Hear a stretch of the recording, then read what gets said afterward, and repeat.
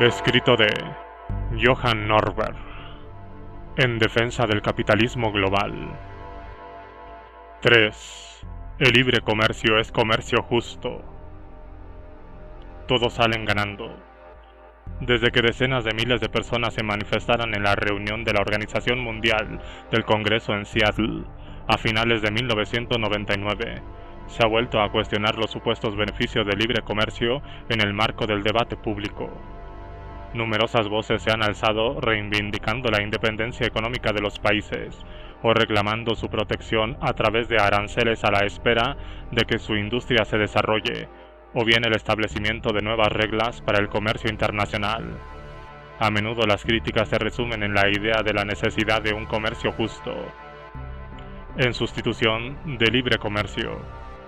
A mi juicio, no obstante, el libre comercio es de por sí comercio justo, puesto que se basa en la voluntariedad.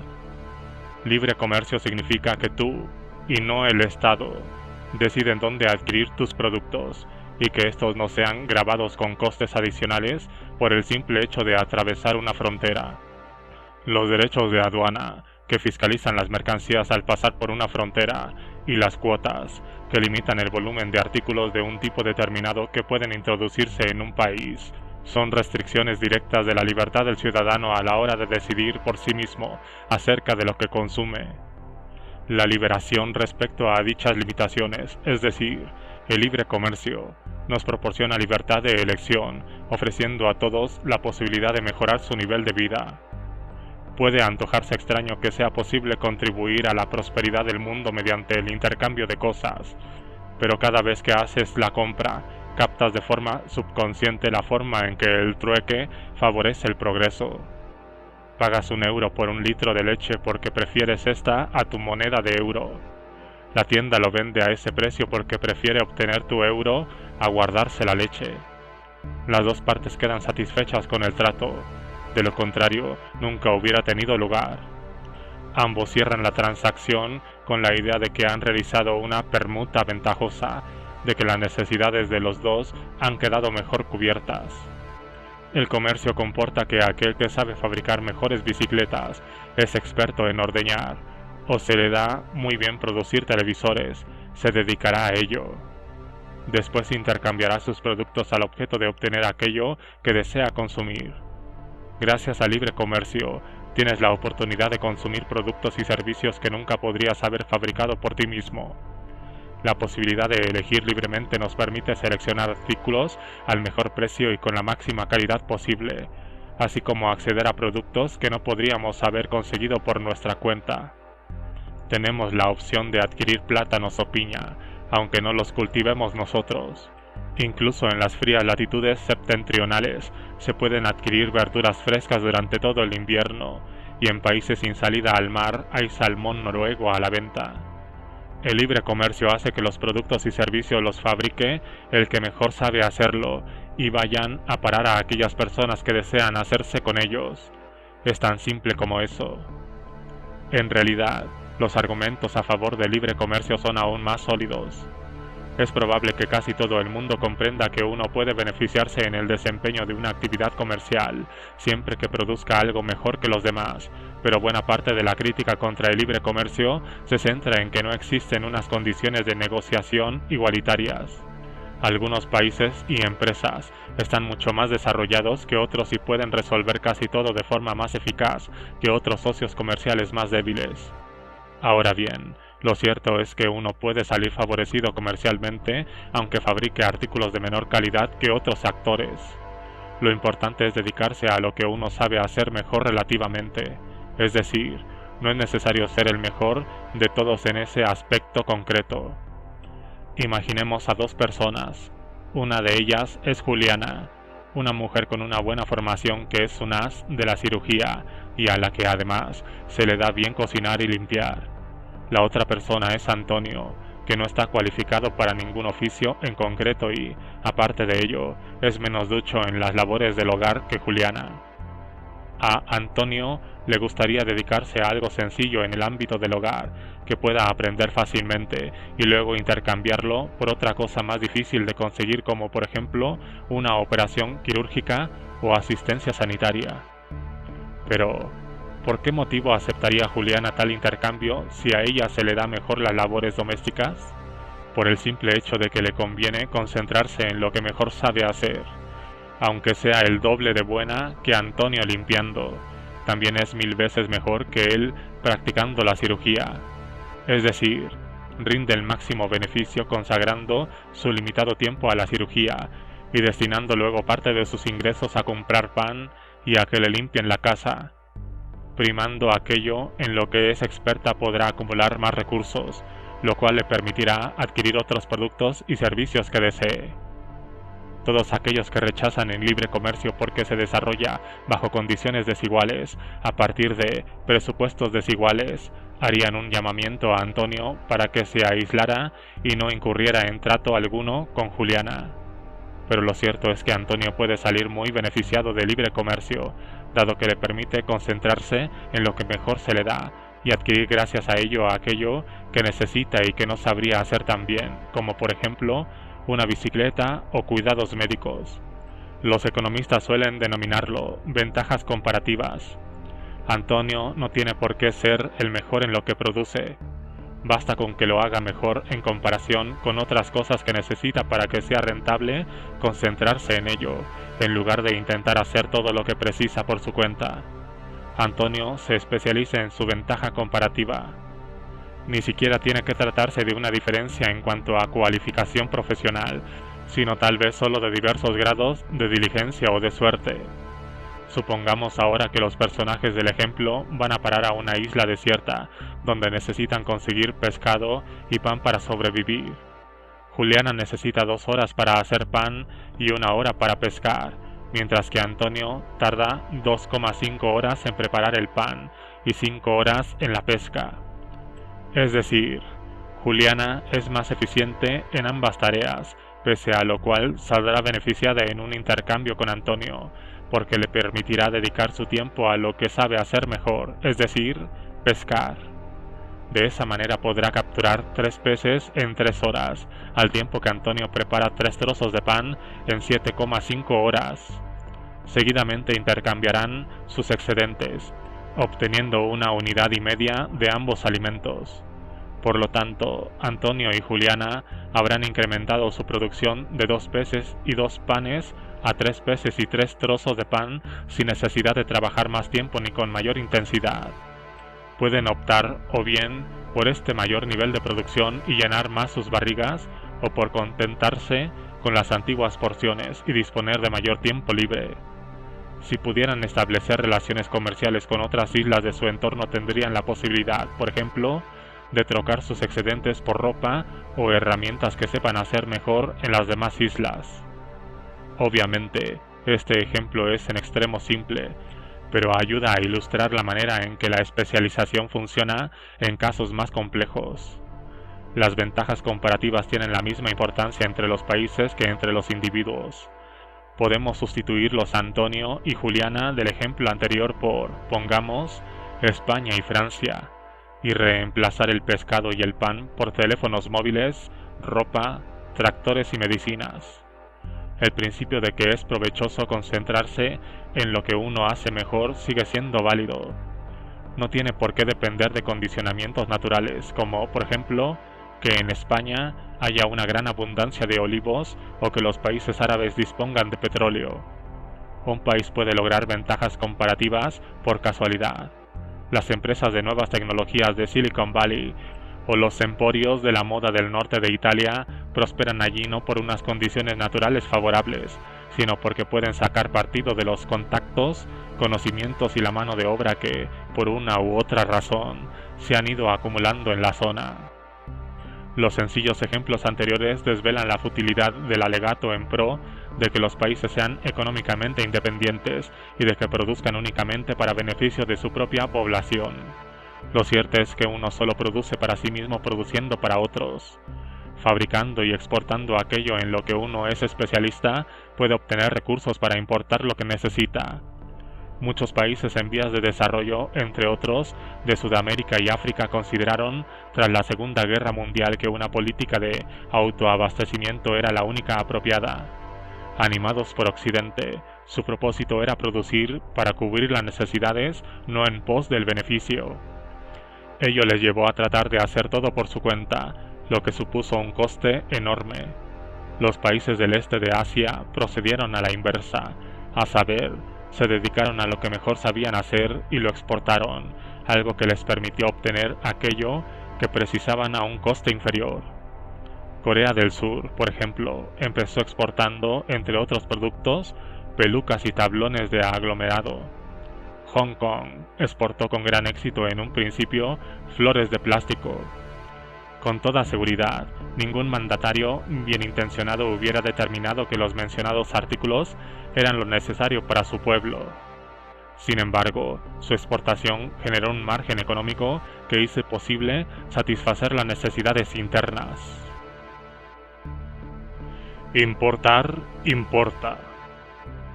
Todo lo anterior sirve para desvelar otro mito sobre el comercio, que la exportación, esto es, la venta al extranjero, es positiva, mientras que la importación, la compra a otros países, es perjudicial.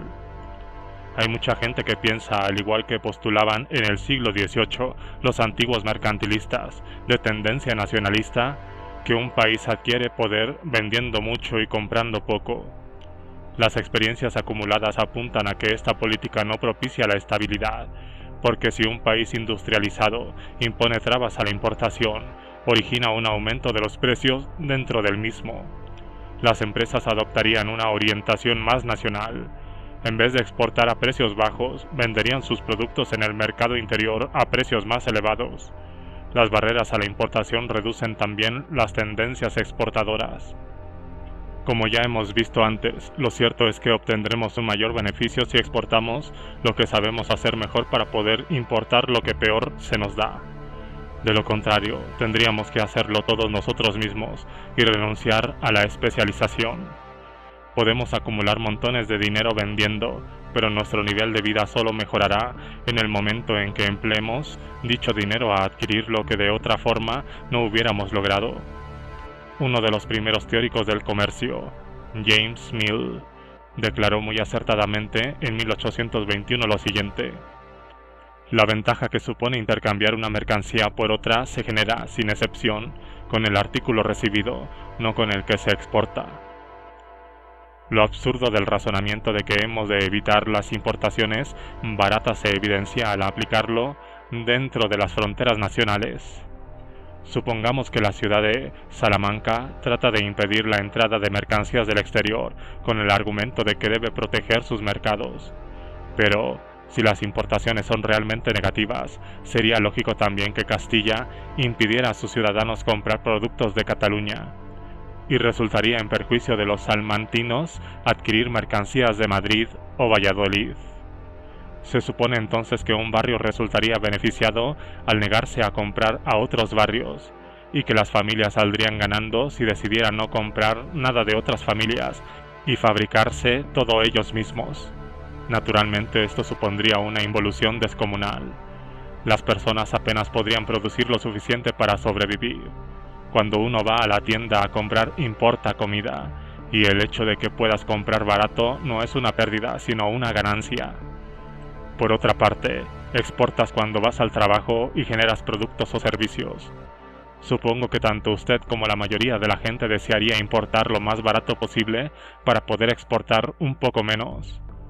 El comercio no es un juego de suma cero donde una de las partes pierde lo que la otra gana. Muy al contrario, los intercambios no tendrían lugar si ambas partes no creyeran que fueran a salir bien paradas. El indicador realmente interesante no es la balanza comercial, a la que denominamos positiva si exportamos más que importamos, sino el volumen de negocios, porque tanto la exportación como la importación suponen un beneficio. No hay nada más insensato que toda esa teoría sobre la balanza comercial, sobre la que se basan no solo dichas limitaciones, sino casi todas las demás regulaciones comerciales. Cuando dos lugares comercian entre sí, la doctrina sostiene que ninguno de esos dos lugares gana ni pierde si su balanza comercial se mantiene nivelada, pero al inclinarse hacia cualquiera de los dos, saldrá perdiendo esta parte, mientras que el otro lado se beneficiará en función de la divergencia de la balanza con respecto al punto exacto de equilibrio. Ambos supuestos son falsos. Una relación comercial entre dos puntos, sin coacciones ni restricciones, de forma natural y continuada, es siempre provechosa para ambos, aunque no siempre lo sea en la misma medida. Adam Smith, 1776. Con frecuencia, la inquietud que provoca la importación viene determinada por el temor a que pueda hacer aumentar el desempleo. Si importamos ropa y juguetes baratos de China, los fabricantes locales de juguetes y prendas de vestir deberán recortar su producción. En una perspectiva más internacionalista, cabe preguntarse por qué son más importantes los puestos de trabajo y las inversiones en nuestro país que en otros menos desarrollados. ¿Acaso no los necesitan ellos más? ¿No son ellos los que no pueden compensar a los desempleados? Pero es que además, esa concepción es errónea. Cuando importamos mercancías más baratas ahorramos recursos en nuestro país, lo que nos permite apostar por nuevos sectores y proyectos empresariales. Otra consecuencia es que los chinos, en este caso, obtendrán así un remanente económico superior, gracias al cual podrán adquirir, por ejemplo, automóviles españoles o comprarse la camiseta de su ídolo del Real Madrid. Además, las operaciones de la mayoría de las empresas y fabricantes dependen de materias primas y proveedores de otros países. Por ejemplo, para la producción de sistemas de telefonía, la compañía sueca Ericsson necesita componentes electrónicos que se manufacturan en Asia. Cuando la Unión Europea eleva los aranceles impuestos a los países asiáticos con el supuesto fin de proteger los puestos de trabajo europeos, ello significa que empresas del viejo continente como Ericsson habrán de soportar más costes y, por lo tanto, venderán menos, con lo cual no generarán un número tan elevado de puestos de trabajo. Todo esto nos permite concluir que, en realidad, resulta un tanto estúpido que los políticos del orbe se reúnan en Seattle o Qatar para argumentar acerca del desmantelamiento de derechos aduaneros en el marco de la Organización Mundial del Comercio.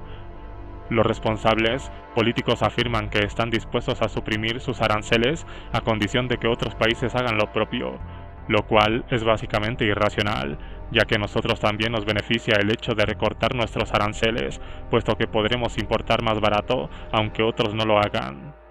La mejor política es el denominado libre comercio unilateral, o sea, la supresión, pongamos, por parte de España o de la Unión Europea, de los derechos aduaneros y cuotas propias, aunque otros los mantengan e incluso los incrementen. ¿Qué motivo hay para imponer más aranceles y prohibiciones a nuestra población por el mero hecho de que otros países castiguen así a sus gentes? Como bien explicó la economista británica Joan Robinson, no es especialmente inteligente volcar bloques de piedra en nuestros puertos solo porque las costas de nuestros países vecinos sean rocosas y de difícil acceso para los barcos. Decir que no pienso permitir el lujo de escoger entre una gama más amplia de productos baratos y de buena calidad si tú tampoco lo haces, es un sacrificio, no una astuta represalia. Pese a todo, existen buenos argumentos que aconsejan la celebración de negociaciones comerciales multilaterales entre un amplio colectivo de países en el ámbito de la OMC. Dichos cónclaves pueden facilitar la aceptación de reformas liberalizadoras entre diversos grupos de intereses. Si la Unión Europea redujera unilateralmente sus aranceles, podría encontrarse con una fuerte resistencia por parte de las compañías y los sindicatos de la región, que quieren evitar una mayor competencia. Pero si otros países simultáneamente rebajan sus aranceles, esta reforma recibiría el apoyo de las compañías exportadoras y de las asociaciones sindicales del ramo, dado que les beneficia. Las negociaciones pueden contribuir a llevar a cabo el recorte de derechos aduaneros e impulsar a otros países a proceder igualmente. Sin embargo, también cabe la posibilidad de que tengan el efecto contrario. Si los políticos actúan como si los tributos aduaneros fueran algo importante, que solo eliminaremos en caso de recibir algo a cambio, los electores terminarán creyéndoselo. Saldrán con la idea de que los aranceles son algo positivo que los responsables políticos negocian para suprimir, cuando en realidad son perniciosos.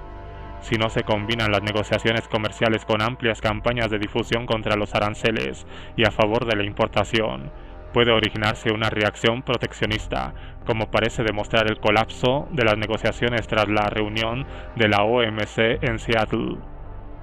La ventaja de la OMC radica en otro factor, a saber, el hecho de establecer un cuerpo normativo que garantiza el cumplimiento de los acuerdos suscritos por los países. En el pasado, los estados más poderosos podían tratar a voluntad a los más débiles. Buena parte de los países del mundo reclamaban una organización reguladora del comercio con normas comunes a fin de evitar, sobre todo, las actuaciones unilaterales de Estados Unidos en detrimento de sus socios comerciales. No obstante, en un principio, Estados Unidos buscaba únicamente un acuerdo más diluido, no una organización que resolviera litigios. A través de la OMC, los países miembros se comprometen a no discriminar a las empresas extranjeras ni a introducir trabas comerciales arbitrarias más allá de las ya impuestas. Los países más pobres ratificaron rápidamente el acuerdo de la OMC en 1995 para poder disfrutar de estos beneficios, mientras que la Unión Europea, Estados Unidos y Japón, acostumbrados como estaban a proceder a su libre arbitrio, tardaron algo más. También ha resultado que potencias como Estados Unidos hayan sido condenadas en contenciosos dirimidos dentro de la OMC, lo cual nunca hubiera ocurrido en la ONU, donde cuentan con derecho de veto. Otra de las ventajas de la OMC consiste en que todos los países miembros se comprometen a tratar al resto como nación de trato preferencial, es decir, han de aplicarle automáticamente las exenciones arancelarias que utilicen con los países más favorecidos. Anteriormente, por ejemplo, Estados Unidos y la Unión Europea solían rebajarse mutuamente sus aranceles, pero no se molestaban en ampliar este trato al resto del mundo.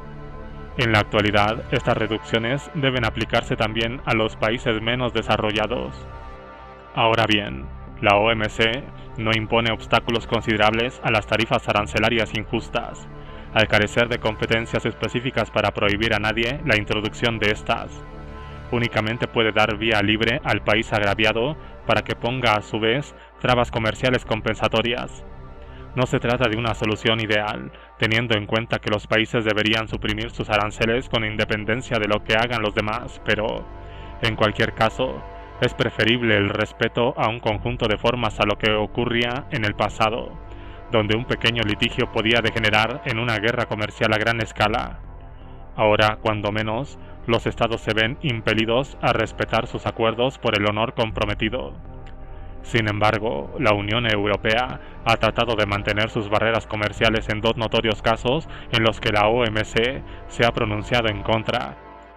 Por ejemplo, lleva muchos años tratando de discriminar los plátanos latinoamericanos y la carne tratada con hormonas.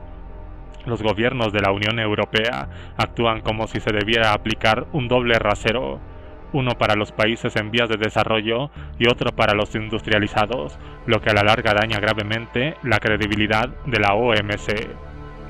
De la conciencia sobre las ventajas de la importación se deriva también que las medidas antidumping son perjudiciales. Los políticos aluden a menudo a la necesidad de proteger a su pueblo del dumping de precios originado por otros países.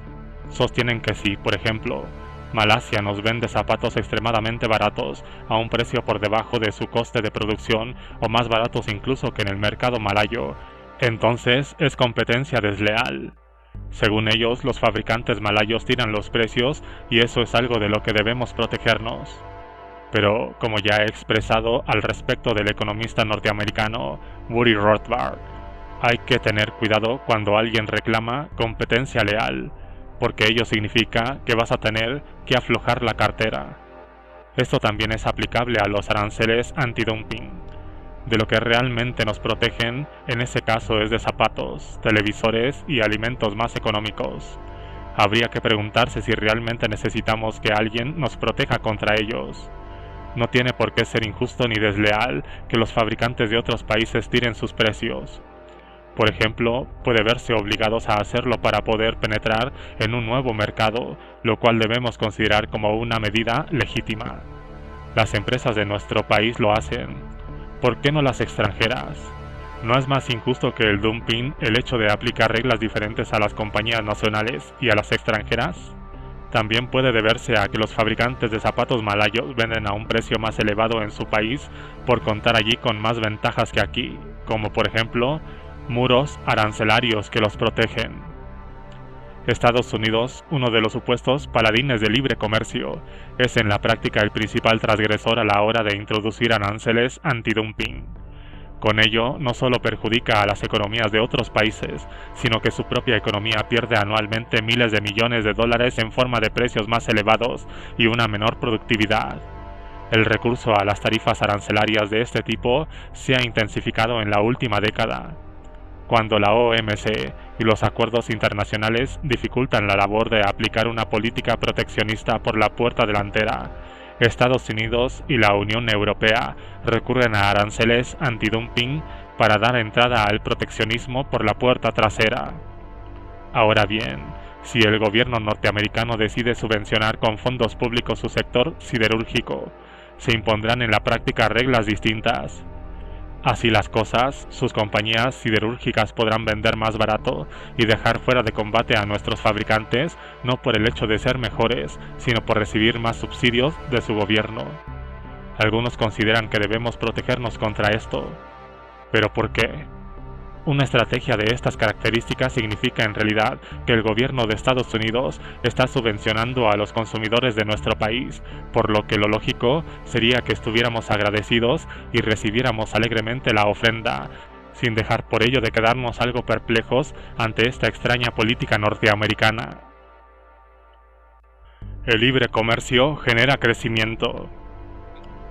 Antes que nada, el libre comercio es positivo porque da libertad a las personas para comprar lo que quieran a quien deseen, pero también para vender a quien quieran comprar. En la esfera económica, da lugar a un eficaz aprovechamiento de los recursos y el capital. Las empresas, regiones o países se especializan en sus ventajas comparativas, lo que les permite producir una máxima plusvalía. El capital y la mano de obra de sectores más anticuados o menos competitivos se transfiere a industrias nuevas y más dinámicas.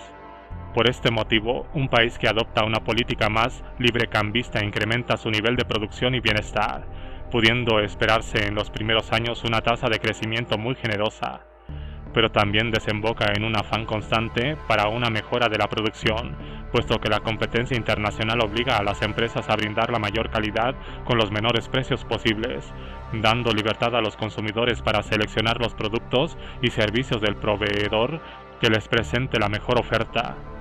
Ello hace que se destinen más recursos al proceso de producción, se incremente el volumen de inversiones y se desarrollen nuevos métodos, innovaciones y productos.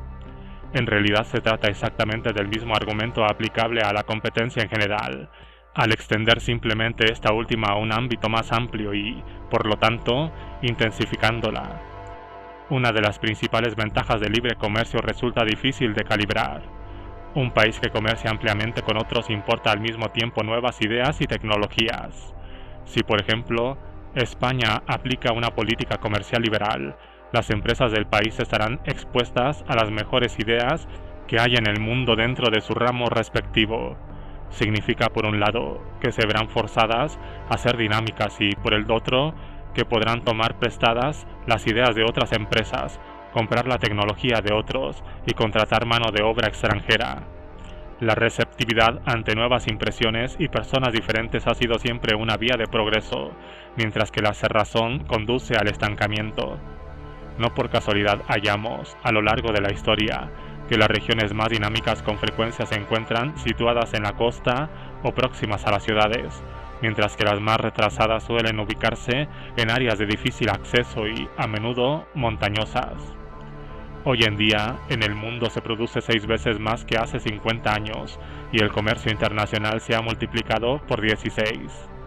Hay motivos para sospechar que el comercio ha sido un factor clave en ese incremento de la producción. La diferencia exacta que supone los mercados abiertos resulta difícil de dirimir, pero que esa diferencia es positiva es un hecho que prácticamente ningún economista disputa. Existen ingentes cantidades de estudios empíricos que evidencian que el libre comercio contribuye al progreso económico.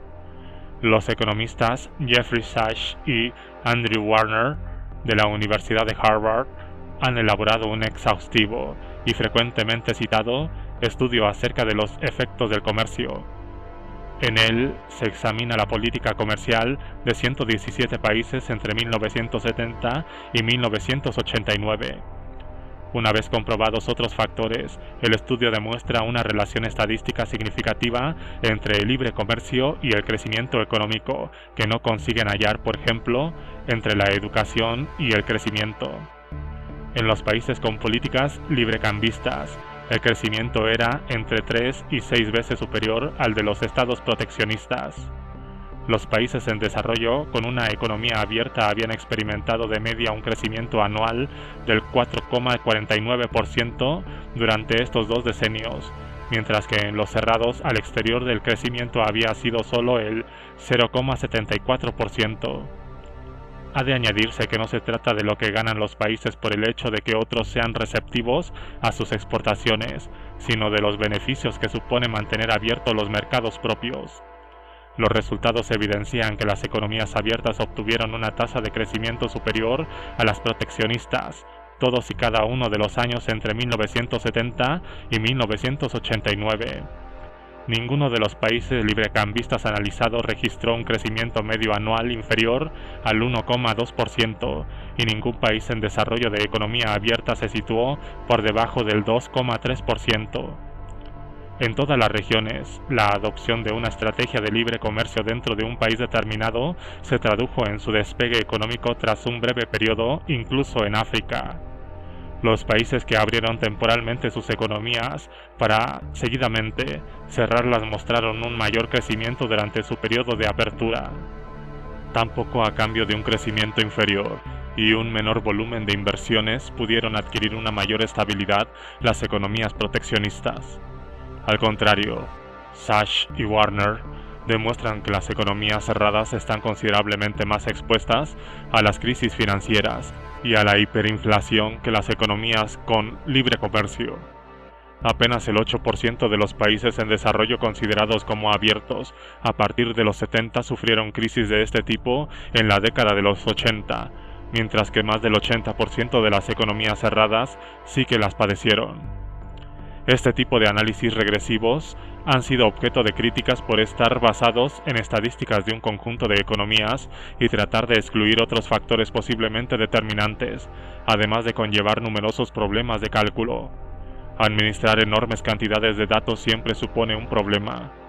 ¿Dónde establecer la división entre una economía abierta y otra cerrada? ¿Cómo se puede determinar la relación causal? Aparte de ello, los países que ponen en práctica un sistema de libre comercio suelen también aplicar otras reformas liberales como, por ejemplo, la protección de la propiedad privada, la contención de la inflación y el equilibrio presupuestario, por lo que se antoja complicado deslindar qué efecto procede de una cosa o de otra. Las dificultades de medición son reales, lo cual hace que debamos acoger estas conclusiones con ciertas dosis de escepticismo.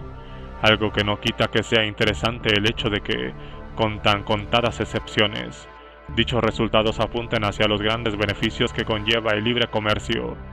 Sin embargo, estos resultados han de completarse con investigaciones y estudios teóricos sobre países específicos, antes y después del proceso de liberalización comercial, donde también se aprecian con claridad las ventajas del libre cambio. En opinión del economista Sebastian Edwards, lo importante no es hallar indicadores exactos y objetivos, sino ensayar muchas variables diferentes para comprobar si puede establecerse una pauta.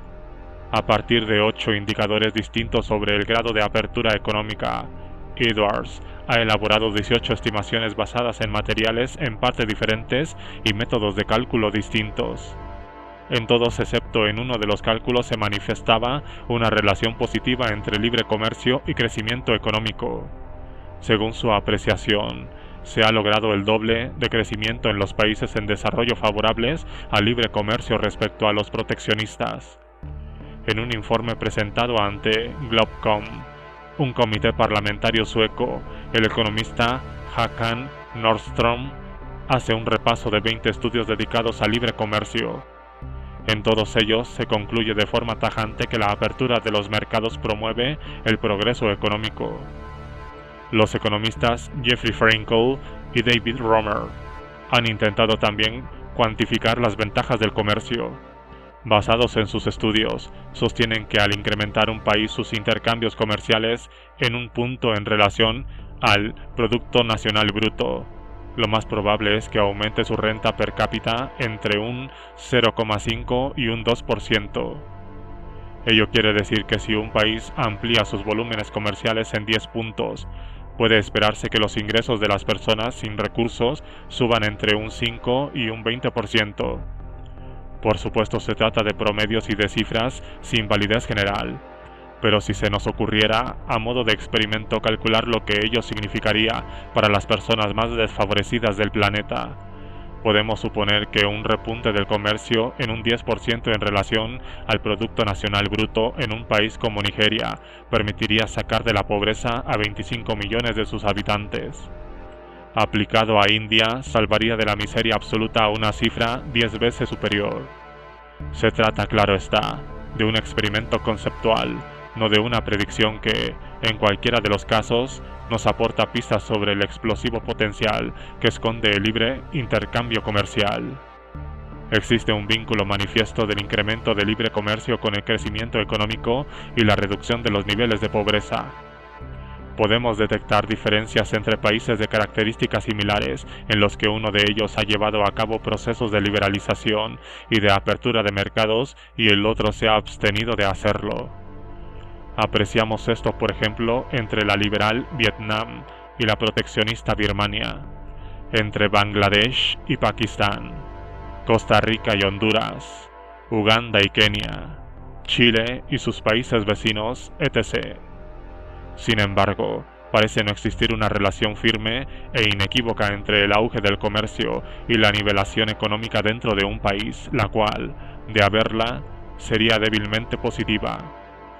Determinados colectivos salen perdiendo con el libre comercio, pero estos grupos pertenecen en mayor medida a las capas más prósperas de la población. La reducción de las desigualdades depende fundamental de la política practicada en el país. Los resultados obtenidos al respecto durante los años 90 en los países liberalizados varían. En China se han incrementado las desigualdades, en Costa Rica y Vietnam se han mantenido estables y en países como Ghana y Tailandia han disminuido. Tras muchos años de economía comunista dirigida y una miseria extrema, Vietnam ha llevado a cabo desde finales de los 80 una serie de rápidas reformas liberalizadoras y de desregulaciones internas. Ello ha permitido una importante alza de las exportaciones de productos de mano de obra intensiva, como los zapatos, así como del arroz que producen los humildes campesinos, lo cual ha producido un rápido crecimiento y una fulminante reducción de los niveles de pobreza. En 1988, el 75% de la población vivía en la pobreza absoluta. En 1993, este índice ya había bajado al 58%, para en 1998 verse reducido en cifras totales casi a la mitad, 37%. El 98% de los hogares vietnamitas de menos recursos han incrementado sus rentas en los años 90.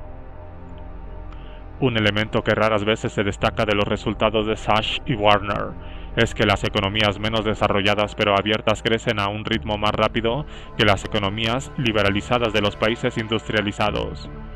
Puede parecer normal que los países pobres tengan un crecimiento superior al de los ricos, ya que disponen de una mayor cantidad de recursos por explotar y pueden aprovechar la posibilidad de que existan países más prósperos a los que exportar y de los que importar capital y tecnología más avanzada, mientras que los países más avanzados carecen de esa ventaja. Pero los economistas no han hallado ninguna conexión general en este sentido que lo demuestre. La razón es sencilla.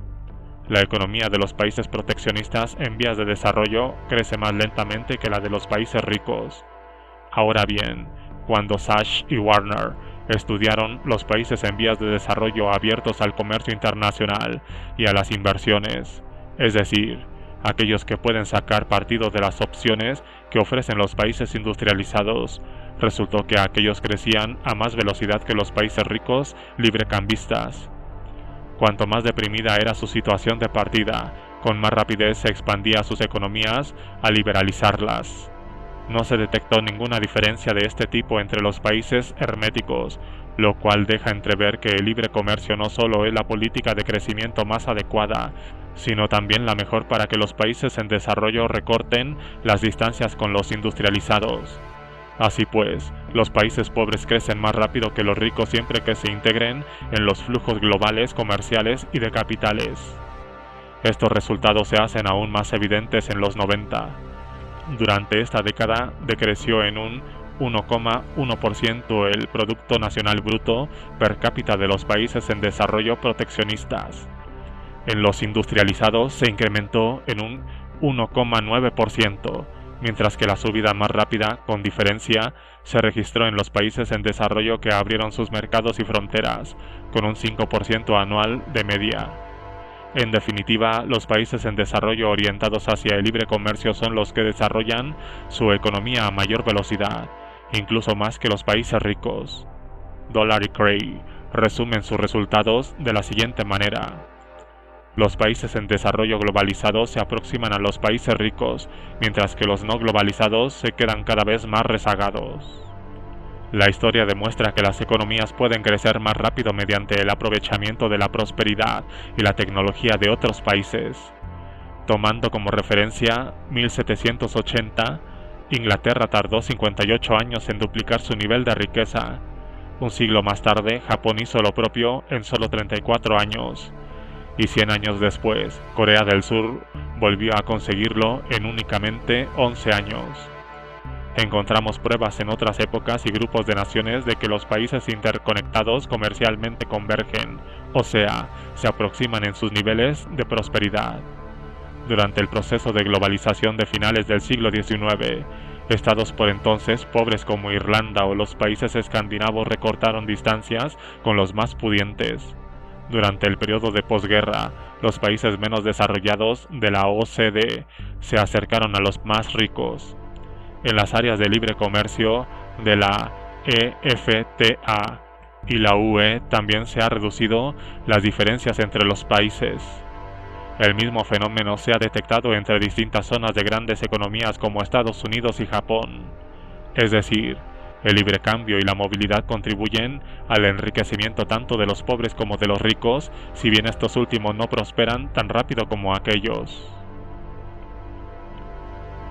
Una fuente inagotable de empleo. Ahora bien, si el libre comercio lleva a una constante mejora de la productividad, ¿no debería esto resultar en la pérdida de puestos de trabajo? Cuando los asiáticos fabrican nuestros automóviles y los sudamericanos producen la carne que consumimos, en nuestro país despiden a los obreros del sector de la automoción y los ganaderos se quedan sin trabajo, aumentando así el desempleo. Reza el argumento. Los ciudadanos extranjeros, los países en vías de desarrollo y la maquinaria compiten en la producción de los artículos que necesitamos y, al final, no quedarán puestos de trabajo en nuestro país. Si dentro de 20 años todo lo que consumimos en la actualidad puede fabricarlo la mitad de la fuerza laboral de nuestro país, ¿significa necesariamente que la otra mitad se quedará sin empleo? ¿O no es eso cierto? ¿Es esta una visión apocalíptica a la que se recurre con frecuencia en los escritos antiglobalizadores de nuestro tiempo? En el libro La trampa de la globalización, dos periodistas alemanes sostienen que, en el futuro, un 80% de la población será innecesaria para las labores de producción. La francesa Viviane Forrester va aún más lejos en su libro El horror económico, al afirmar que la gran masa de la población se quedará sin empleo, por lo que, a la larga, se verá abocada al exterminio. Esta obra se basa en una concepción del ser humano bastante desagradable, donde las personas cuentan con cualidades que las hacen necesarias en la sociedad. Afortunadamente, es totalmente desacertada. Esta idea empezó a popularizarse a mediados de los 70. Desde entonces hasta ahora, la producción se ha hecho efectiva e internacionalizado más que nunca. Pese a todo, se han creado a nivel global muchos más puestos de trabajo de los que han desaparecido. En las últimas décadas, la población activa del planeta se ha incrementado en unos 800 millones. Contamos con el nivel de productividad más alto de la historia, pero también con un mayor número de trabajadores. Entre 1975 y 1998, el empleo aumentó en un 50% en países como Estados Unidos, Canadá y Australia, y en un 25% en Japón. Dentro de la Unión Europea, a pesar de que el paro ha hecho mella aquí más que en otras regiones, todos los países habían creado empleo durante ese periodo. Las únicas excepciones fueron España, Suecia y Finlandia, aunque en estos países la tasa de ocupación laboral lleva aumentando desde 1998. Resulta también interesante el hecho de que el empleo haya crecido con mayor intensidad en las economías más internacionales y que recurren en mayor medida a las tecnologías modernas. Estados Unidos es el ejemplo más claro. Entre 1983 y 1995 se generaron en este país 24 millones de puestos de trabajo más de los que se distribuyeron. Y no se trata de empleos mal remunerados y de baja cualificación, los denominados make jobs, como a menudo se menciona en el debate. Muy al contrario, el 70% de los nuevos trabajos tenían un nivel de retribución superior a la media del país. Casi la mitad de ellos se situaban en el segmento de mayor cualificación, una proporción que ha ido aumentando aún más rápido desde 1995. La afirmación de que cada vez son menos las personas necesarias en el sector productivo no se corresponde con la realidad, lo cual no ha de extrañarnos, dado que también es errónea como postulado teórico. No es cierto que haya una cantidad determinada de trabajos que, al cubrirse con un número más reducido de personas, ponga de patitas en la calle al resto. Imaginemos una economía preindustrial, donde los individuos destinen la mayor parte de sus ingresos a adquirir comida. Posteriormente se racionaliza la producción de alimentos. Las máquinas comienzan a hacer el trabajo de un gran número de campesinos y la competencia internacional incrementa el rendimiento de su agricultura. Ello da lugar al despido de numerosos trabajadores dentro del sector de producción agrícola. ¿Significa esto que no les queda nada que hacer, que el nivel de consumo es constante? No, porque también conllevará un aumento del consumo. El dinero destinado antes a costear la mano de obra agrícola puede emplearse ahora en la demanda de otros artículos de consumo como por ejemplo ropa de mejor calidad, literatura y productos industriales. Aquellas personas que sobran en la producción agrícola pueden incorporarse a estos sectores. Lo antes expuesto no son únicamente hipótesis. Fue justamente lo que pasó en Suecia al mecanizar la agricultura a principios del siglo XIX. Anteriormente, en torno a un 80% de la población sueca trabajaba en la agricultura. En la actualidad, esa cifra es inferior al 3%. ¿Significa por tanto que un 77% de los suecos están hoy sin trabajo? No, porque la gente pudo empezar a solicitar otros productos y servicios de mayor calidad, originándose un trasvase de la mano de obra a la producción industrial y al sector servicios al objeto de cubrir dicha demanda. La idea de que existe una cantidad constante de trabajo y de que cuando uno consigue un empleo se lo arrebata siempre a otro, ha llevado a unos a solicitar el reparto del trabajo, a otros a querer destruir las máquinas, a muchos a exigir el incremento de los aranceles o a otros a reclamar un freno a la inmigración. Esta noción, no obstante, es incorrecta. Cuando ejecutamos una tarea de manera más eficaz obtenemos más recursos para satisfacer nuestras necesidades. La mano de obra que en el pasado se requería para alimentarnos pudo luego vestirnos y proporcionarnos mejores viviendas, entretenimiento, viajes, revistas, teléfonos y ordenadores. Contribuyó así pues a elevar nuestro nivel de vida. En una entrevista concedida a la revista sueca Ordfront, la vicepresidenta de la organización antiglobalización francesa ATTAC, Susan George, afirma que la mundialización y las inversiones internacionales no generan en absoluto oportunidades laborales. Todo aquello a lo que se denomina inversión no desemboca en nuevos empleos.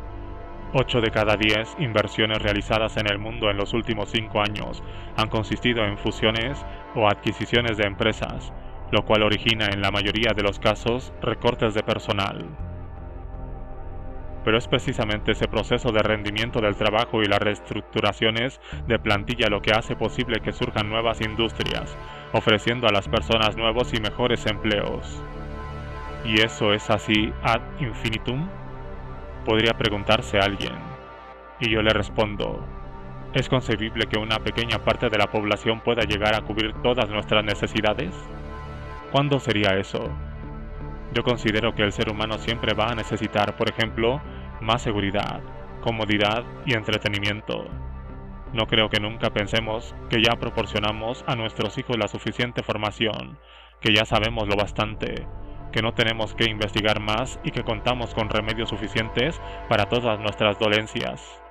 Resulta complicado ver un límite en el deseo de mejorar nuestros hogares, lo saludable y sabroso de nuestra comida, la frecuencia con la que deseamos viajar y la calidad del entretenimiento del que queremos disfrutar. Al dotarnos de un margen económico más amplio, buscaremos siempre satisfacer nuevas y más atractivas necesidades. Si, por ejemplo, creemos que ya tenemos de todo, demandaremos más tiempo libre. Preguntémonos, por ejemplo, si no se nos podría ocurrir cómo ocupar a 2 personas con sendos contratos de jornada completa para que nos prestaran servicios y produjeran para nosotros. Sospecho que resulta más difícil permitirnos el lujo de contratar a esos 2 trabajadores que el hecho de imaginar lo que podrían hacer por nosotros. Si usted, yo y todos los demás podemos concebir tareas que nos gustarían que realizasen esas 2 personas en beneficio nuestro, ello quiere decir que hay un déficit permanente de mano de obra. 6.000 millones de personas requieren como mínimo 12.000 millones de empleados. Por ese motivo nunca tendremos un exceso de mano de obra independiente de lo ricos que seamos y de lo alto que sea nuestro rendimiento productivo. Naturalmente, la moneda de la efectivización tiene otra cara. A veces se compara el dinamismo del mercado con una destrucción creadora, puesto que se trata de destruir antiguas soluciones e industrias con un fin innovador, a fin de transferir mano de obra y capital a sectores más productivos. Como consecuencia, el nivel de vida se eleva, pero el término destrucción sugiere que no todos salen ganando. Resulta obviamente penoso para aquellos que han invertido en las soluciones anticuadas y para quienes son despedidos de los sectores de menor rendimiento. Los cocheros de carruajes resultaron perjudicados por el éxito de los automóviles y los fabricantes de quinqués por la universalización de la electricidad. En épocas más recientes, las fábricas de máquinas de escribir tuvieron que cerrar con la introducción de los ordenadores, y los discos de vinilo han sido sustituidos por discos compactos. Ese tipo de cambios dolorosos se producen continuamente con los nuevos inventos y métodos de producción. Algunos partidarios del libre cambio tratan de buscar un pretexto afirmando que los despidos se deben principalmente a los avances tecnológicos, no a la competencia de otros países, lo cual es cierto, pero expresa un argumento vacuo, puesto que la competencia que estimula el libre comercio contribuye a acelerar la aplicación de nuevas tecnologías. Sin lugar a dudas, dichas transformaciones pueden acarrear enormes problemas y traumas para aquellos a quien les afecta, en especial si resulta complicado encontrar un nuevo trabajo. La mera inquietud que provocan estos riesgos ha llevado a una serie de ideologías marcadamente conservadoras a rechazar el sistema capitalista en su conjunto. No hay duda de que una sociedad moderna con una economía de orientación comercial implica nuevos problemas y riesgos asociados y, naturalmente, la amenaza de perder el trabajo y el fantasma del desempleo, con la consiguiente repercusión sobre el nivel de vida y la autoestima, son factores muy estresantes. Ahora bien, ello no es comparable a la preocupación típica de tiempos pasados por no conseguir tal vez comida que llevarse a la boca ese día, o el temor a que la sequía o las inundaciones se llevaran de un plumazo los medios de subsistencia. No es comparable tampoco con la situación de los campesinos etíopes de nuestros días, cuya vida puede depender de la eventualidad de la lluvia o de la salud de sus animales. Ante todo, no es una estrategia muy astuta enfrentarse a los problemas que originan los cambios tratando de impedir estos últimos, ya que, en definitiva, saldríamos perdiendo y nuestro nivel de vida se resentiría. La finalidad en sí del comercio y el desarrollo es la transferencia de los recursos a donde se aprovechan de forma más efectiva. Cuando los vientos de cambio soplan, Uno se construye refugios mientras que otros levantan molinos de viento, reza un refrán chino. Poner obstáculos al cambio es tan necio como hubiera sido tratar de evitar hace 2 siglos el desarrollo de la agricultura a fin de proteger al 80% de la población que se dedicaba a las labores del campo. También resulta dificultoso si se tiene en cuenta que las reestructuraciones sectoriales vienen motivadas en la mayoría de los casos por los cambios en los gustos de los consumidores. Es más aconsejable destinar los beneficios que rinde la economía a paliar las repercusiones sobre los afectados. Podemos hacer mucho por agilizar en la medida de lo posible esos cambios.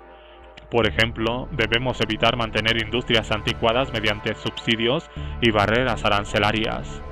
Asimismo, hemos de dejar actuar con libertad a la iniciativa privada y a los mercados financieros a la hora de invertir en los nuevos sectores.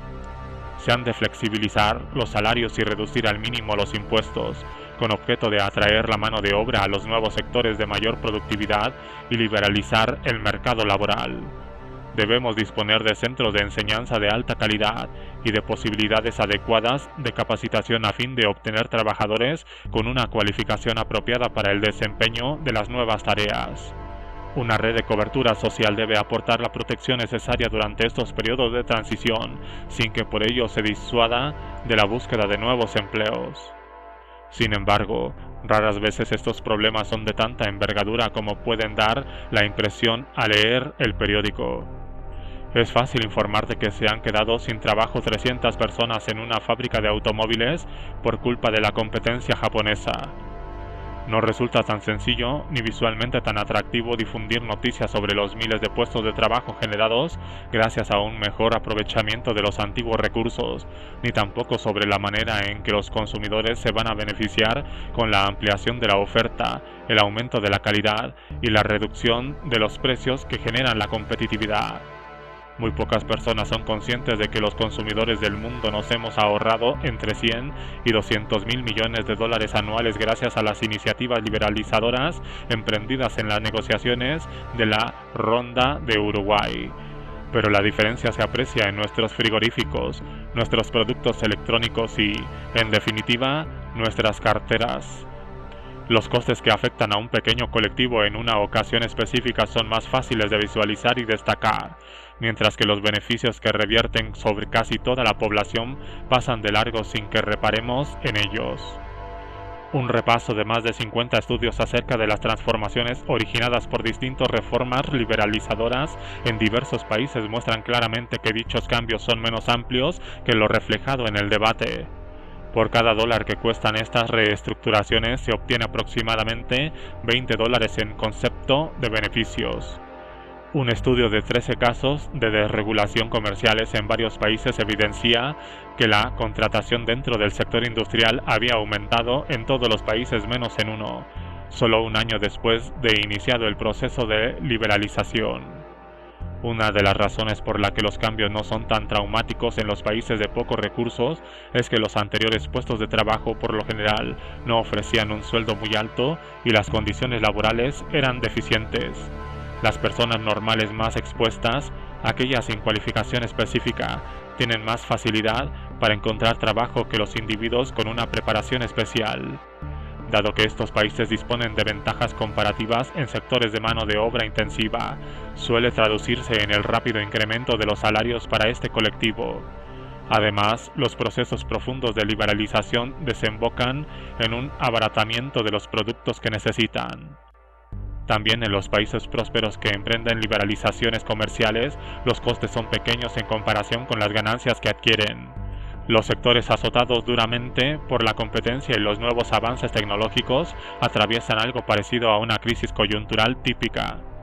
En muchos casos, las reducciones naturales de plantilla, es decir, las jubilaciones y ceses voluntarios, son tan numerosos que superan a los posibles despidos que exigirían las reformas de apertura.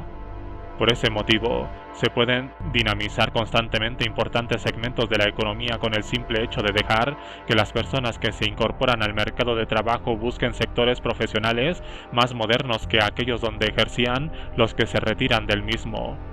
Si las transformaciones contribuyen a generar un elevado crecimiento, puede mitigar los problemas que originan las difíciles reestructuraciones, que siempre son más dolorosas en los periodos de recesión. Además, el desempleo dura solo un tiempo limitado, mientras que los efectos positivos que esta evolución causa en la economía no cesan de acrecentarse. En otras palabras, la creación es mayor que la destrucción. En Estados Unidos, donde las transformaciones de la economía son incesantes, los problemas deberían ser enormes. Sin embargo, su mercado de trabajo se asemeja más bien a la hidra contra la que, según cuenta la leyenda, luchó Hércules. Cuando éste le cortó la cabeza, surgió dos nuevas. Por cada 2 empleos que desaparecieron en Estados Unidos, en los 90 se crearon otros 3, incrementando así las opciones de los ciudadanos, puesto que no hay mejor garantía contra el desempleo que en la generación de puestos de trabajo. La idea de que uno se tiene que pasar la vida saltando apresuradamente de empleo en empleo se antoja también exagerada, sobre todo al considerar que las empresas apuestan cada vez más firmemente por la capacitación de sus empleados para el desempeño de nuevas funciones. El tiempo medio de permanencia de los norteamericanos en su empleo ha aumentado entre 1983 y 1995 de 3,5 a 3,8 años. Tampoco es cierto, como muchos creen, que esta cifra incrementada de empleos generados en Estados Unidos se debe a un descenso de los salarios desde 1970. Una parte cada vez mayor del sueldo se abona en beneficios no monetarios como por ejemplo seguros de enfermedad, acciones, ingresos en cuentas de ahorro, plazas en guarderías, etc., a fin de esquivar una tributación fiscal superior. Incluso este tipo de bonificaciones, los salarios norteamericanos han continuado creciendo de la mano de la productividad. En relación a la década de los 70, se ha reducido del 52 al 37% de la proporción de recursos que los estadounidenses de menos medios destinan al consumo de alimentos, ropa y vivienda, lo cual evidencia que disponen de más dinero para otros ámbitos menos básicos. Una de las liberalizaciones comerciales más drásticas de la historia moderna ha tenido como escenario a nuestra vecina Estonia. Inmediatamente después de su independencia de la Unión Soviética en 1992, el gobierno estonio decidió abolir unilateralmente todos los aranceles, es decir, los derechos aduaneros son hoy en día 0,0 de promedio. Esta medida ha constituido todo un éxito. Impulsada por la competencia, la economía estonia se ha reestructurado rápidamente. Europa Occidental, que en 1990 solo representaba un 1% de los intercambios comerciales del país, supone ahora 2/3. Estonia atrae una gran cantidad de inversiones directas y su tasa de crecimiento anual se sitúa en torno al 5%. Ha repuntado la esperanza media de vida y la mortalidad infantil se ha reducido, a diferencia de los antiguos estados del bloque soviético que se han inclinado por un ritmo pausado de reformas. El cambio a un sistema liberal ha convertido a Estonia en uno de los países candidatos más prometedores dentro de la Unión Europea. Por desgracia, su incorporación a la Unión Europea obliga al país a adaptarse al proteccionismo comunitario.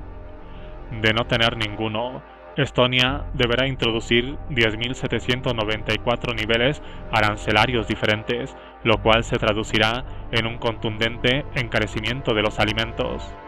Además, ha de aplicar diversas cuotas, subvenciones y medidas antidumping. Resulta irónico que la política de libre comercio de Estonia haya tenido tanto éxito que le haya valido al país su adhesión a la Unión Europea, lo cual le obligará a reintroducir los aranceles. Libre circulación también para las personas. Si bien todavía queda mucho por hacer para vivir en un mundo donde impere la libertad a la hora de comprar y vender productos y servicios más allá de las fronteras, son numerosas las personas que luchan por este ideal.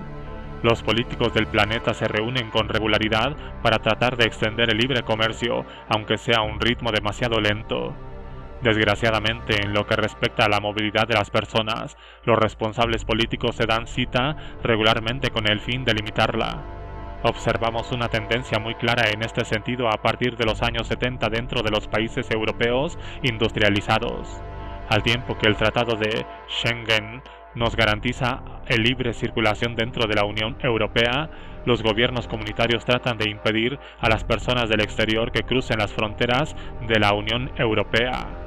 Como consecuencia de ello, se elevan muros cada vez más altos y controles individuales más estrictos. Los ciudadanos de unos 120 países del mundo precisan de un visado para poder visitar la Unión Europea, difícil de conseguir, en particular si eres una persona perseguida en tu propio país. Bruselas exige incluso que las compañías aéreas privadas hagan de agentes aduaneros, impidiendo el paso de sujetos con pasaportes o visados falsos, so pena de tener que pagar sustanciosas multas. Los empleados, incapaces de enjuiciar correctamente cada caso, se ven en la obligación de cribar a los viajeros. Ello hace imposible que la gran mayoría de ellos siquiera pueda llegar a pisar la UE para solicitar asilo, aunque hubiera tenido derecho a obtenerlo de haber entrado. Más de 2/3 de las personas que aterrizaron en el aeropuerto estocolmés de Arlanda sin pasaporte ni visado válido obtuvieron permiso de residencia en Suecia por asilo político o razones humanitarias. Ahora queda cerrada esa puerta de emergencia. Esta política restrictiva en relación al resto del mundo tiene reflejos a cual más trágico. Un transportista abre un contenedor de Dover para encontrarse con 58 refugiados chinos asfixiados por el calor, al tratar de esconderse de las autoridades aduaneras, o bien el goteo de africanos que se ahogan en las costas meridionales de España, después de intentar cruzar el estrecho a nado o en una peligrosa patera. Las grandes tragedias encuentran eco en los medios de comunicación, pero a diario se producen casos paralelos de menor alcance. La ONG holandesa UNIT calcula que cada día muere una persona al fracasar en su intento de penetrar las fronteras de la Unión Europea. Para muchas mujeres, la única manera de entrar en Europa es a través de mafias que las obligan a prostituirse y las amenazan con denunciarlas a las autoridades si no se someten a las humillaciones, al exigir visados y levantar muros que impiden la entrada legal en la Unión. Las personas no tienen otro remedio que adoptar medidas drásticas y llenas de riesgos para hacerlo de forma ilegal. A menudo van a parar a manos de traficantes de seres humanos sin escrúpulos que, además de cobrarles, no tienen reparos en poner en peligro su vida. Cuando las autoridades comunitarias tratan de evitar la entrada de extranjeros mediante medidas más duras y controles más estrictos, estos se ven obligados a asumir riesgos aún mayores. El simple hecho de que estén dispuestos a pasar por eso para venir a Europa debería inducir a los responsables políticos a replantearse seriamente si han evaluado de forma correcta la necesidad de protección de los solicitantes de asilo. La opción obvia sería que cada individuo determinara por sí mismo su necesidad o interés de huir o trasladarse a otro país sin que se viera coartado por límites y prohibiciones. Otro tanto es aplicable a los denominados refugiados económicos, es decir, personas que quieren dejar atrás la miseria y establecerse en un país donde tengan posibilidad de vivir una vida mejor. No habrá globalización económica completa hasta que las personas no puedan traspasar libremente las fronteras para trabajar. Eso es justamente lo que hicieron los antepasados de los estadounidenses actuales. Desde 1820 hasta hoy, unos 66 millones de inmigrantes han entrado legalmente en Estados Unidos. Occidente castigó con razón a los estados comunistas por no dejar emigrar a sus ciudadanos, pero ahora que pueden hacerlo, les prohibimos venir a nuestros países. De la misma manera que abrir nuestras fronteras a las importaciones no es una concesión o una muestra de generosidad, tampoco lo es que las abramos a refugiados e inmigrantes. Un mayor flujo de inmigrantes puede revelarse necesario para poder legar a la siguiente generación una economía en buen estado de salud y altos niveles de prosperidad, especialmente en países poco poblados como Suecia. Los Estados miembros de la Unión Europea tienen hoy en día enormes problemas con el descenso de sus tasas de natalidad y el envejecimiento de sus ciudadanos. Para mantener la población de la Unión Europea al nivel actual hasta 2050, necesitaríamos la llegada de 1.006.000 millones de inmigrantes cada año, de acuerdo con los cálculos del Fondo de Población de las Naciones Unidas, UNFPA. Si además deseamos mantener constante la proporción entre población activa y jubilados, la Unión Europea precisaría la entrada de 13.005.000 millones de inmigrantes cada año. El desafío del futuro consistiría en atraer hacia nosotros a los extranjeros, no en tratar de mantenerlos a distancia. Considerar a los inmigrantes como una carga para un país es un grave error.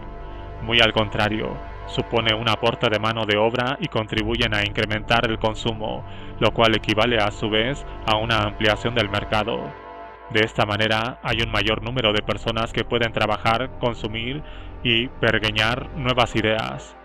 Juzgar la presencia de una mayor cantidad de individuos como algo adverso es igual que considerar un problema el repunte de las tasas de natalidad. Siempre que los salarios se adapten a la productividad de los trabajadores, no hay motivos para pensar que ello pudiera contribuir a un mayor desempleo. Por lo general, incluso aquellos que no empiezan con buen pie su estancia en un nuevo país acaban aportando más a lo largo de su vida de lo que reciben de la sociedad y de las arcas del Estado. Si llegas a un país de la Unión Europea, tal vez con una formación de menor nivel y sin dominar el idioma, pero no te permiten competir a través de un sueldo inferior y condiciones diferentes, obviamente tendrás menos posibilidades. Entonces es probable que uno quede atrapado en una dependencia de los subsidios que, en muchos casos, se prolongará durante toda la vida, con la consiguiente mella en la autoestima. En ese caso resulta más aconsejable incorporarse al mercado laboral con un salario más bajo y luego ir subiendo conforme se va adquiriendo experiencia. En una nueva economía saneada, el hecho de que los sueldos de entrada sean bajos no es sinónimo de ingresos reales reducidos, puesto que los precios de los artículos y servicios que consumimos se mantienen a bajo nivel. La apertura a los flujos migratorios, tanto de entrada como de salida, también es importante para la vitalidad de una sociedad. Estos hacen posible que personas con otros planteamientos y valores afronten problemáticas específicas del nuevo país, pudiendo proporcionar soluciones creativas al respecto. Los inmigrantes pueden asimilar los elementos positivos de nuestra cultura e incorporarlos a sus propias tradiciones, y nosotros, la población autóctona, tenemos la opción de hacer otro tanto. No es una casualidad el que la sociedad más dinámica de la historia, Estados Unidos, sea un país creado por inmigrantes. En una ocasión, el presidente Roosevelt inició un discurso con las siguientes palabras: compañeros inmigrantes. Todavía hoy, esta nación acoge a un número muy superior de extranjeros al de todos los demás países, gracias a lo cual no sufre el problema del envejecimiento de la población que padece la Unión Europea. De esa manera, Estados Unidos se renueva constantemente, asegurando sobre esa base su liderazgo continuo en el ámbito de la economía, la cultura y la ciencia.